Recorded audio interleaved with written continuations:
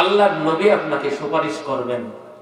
পারবেন? একটু পারবো আমরা, একটু পারবো, জোরে কোন পারবো কি? একটু সম্ভব মোতাবেক আমরা যতটুকু সম্ভব আল্লাহর নবীর সুন্নতগুলি খুঁজে খুঁজে বাই করে নিয়ে আমরা আমল করব।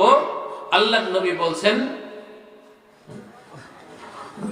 মান তামাসসাকা সুন্নতি ইনদা ফাসাদি উম্মতি ফালাহু আজরু মিয়াতি শাহিদ।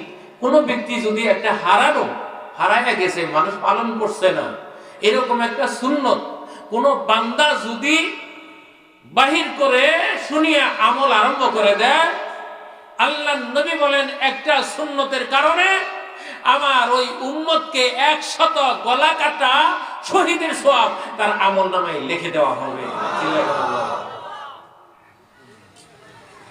শহীদের সওয়াব আল্লাহ যদি আমাদেরকে দেন, আমার দাড়িটা রাখলেই যদি আল্লাহ রাসূলের দাড়ি মুবারক দেখে দেখে আমিও যদি দাড়িটা রাখি, আল্লাহ রাসূল রাখছেন, আমি কেন ছেড়ে দিব? আমি রাখবো। বাবা, আপনি পাবেন কি 100 শহীদের সওয়াব আপনার আমলনামায় উঠে যাবে।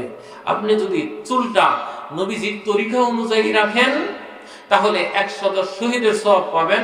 আর যদি মেসির মতো রাখেন, মান তাসাব্বাহা বিকাউমিন ফাহুয়া মিনহু, মেসি হলো খ্রিস্টান, ওই খ্রিস্টানের সাথে আপনার হাসর নাসর হবে, ওই খ্রিস্টানের সাথে আপনি জাহান্নামী হয়ে যাবেন।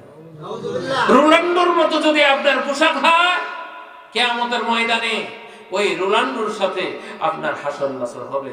মান তাসাব্বাহা বিকাউমিন ফাহুয়া মিনহুম। এখন আপনি সিদ্ধান্ত নেন, এই মুহূর্তে সিদ্ধান্ত নেবেন, আপনি কি মেসির মতো হতে চান?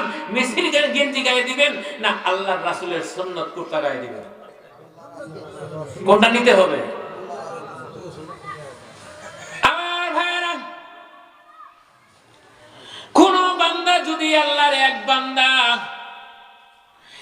আল্লাহর নবীর সুন্নতের পায়রবি করেছে জীবনভর, পায়রবি করার পর করতে করতে একদিন বয়স শেষ ইন্তেকাল করে ফেলেছে, মাথায় টুপি আছে, পাগড়ি আছে, নামাজের সময় নবীর সুন্নত টুপিও আছে, দাড়িও আছে, কিসকি দিয়ে মুছ কর্তন করে, লম্বা লম্বা মুছ না, কিসকি দিয়া কর্তন করে, কুর্তা গায়ে দিয়ে আছে। নবীজি যেমন ছিলেন, নবীজির আদর্শটাকে গ্রহণ করে নিয়ে লোকটা ইন্তেকাল করে ফেলেছে। এই লোকটাকে সমাজের লোক গোসল দিয়া জানাজা পড়িয়া এবার দাফন করছে।